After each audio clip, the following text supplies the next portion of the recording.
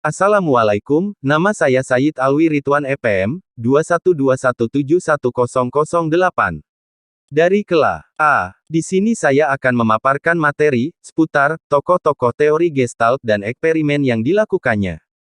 Max Wertheimer. Max Wertheimer lahir di Praha pada tanggal 15 April 1880. Pada tahun 1904, Wertheimer lulus dengan gelar Doktor Filsafat. Perang di Eropa membuatnya pindah ke Amerika, dan Wertheimer menghembuskan napas terakhirnya pada 12 Oktober 1943. Saat Wertheimer dalam perjalanan naik bus transportasi kereta api, pandangannya tertarik untuk melihat lampu yang berkedap-kedip silih berganti pada waktu tertentu. Dari peristiwa tersebut, Wertheimer mendapatkan ide dan hal tersebut menjadi awal penelitian Wertheimer. Jadi, apabila mata mendapatkan rangsangan dari suatu objek, maka terciptalah seperti ada ilusi gerakan.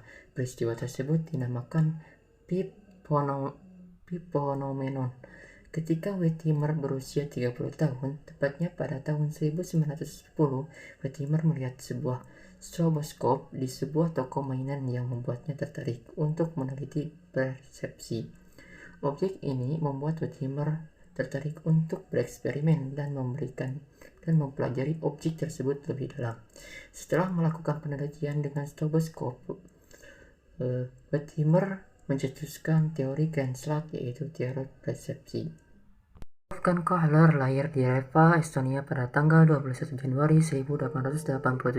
Ia belajar di Universitas Berlin dan menerima gelar Doktor Filsafat. Kohler bertemu Max Wertheimer saat bekerja di Institusi Psikologi Frankfurt pada tahun 1917. Dia menulis buku yang paling terkenal, Mentality of Apes.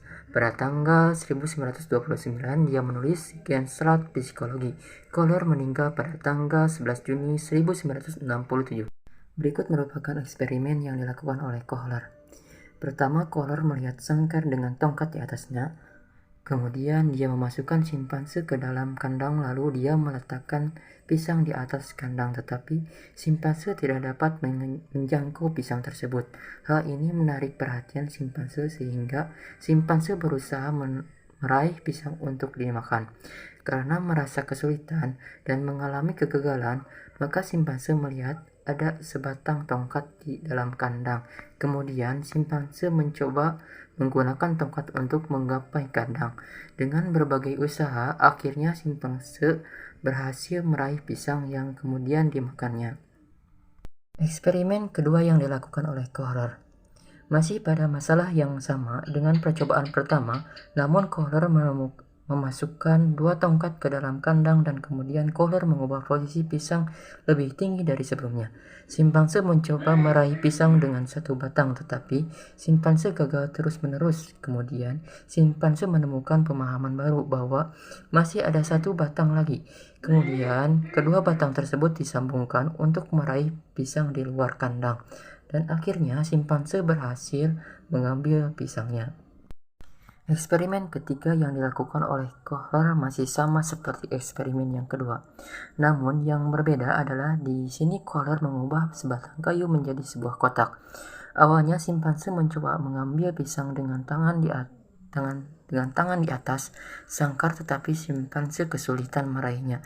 Hingga akhirnya simpanse menemukan pemahaman baru bahwa kotak yang ada di sampingnya diletakkan di bawah pisang, kemudian memanjatnya untuk mendapatkan pisang, dan metode ini berhasil. Eksperimen keempat yang dilakukan oleh Kohler. Dalam percobaan keempat, Kohler masih melibatkan simpanse, kandang, pisang, dan kotak sebagai penelitiannya. Tetapi Kohler menambahkan dua kotak lagi. Awalnya simpanse hanya mencoba meraih pisang dengan satu kotak.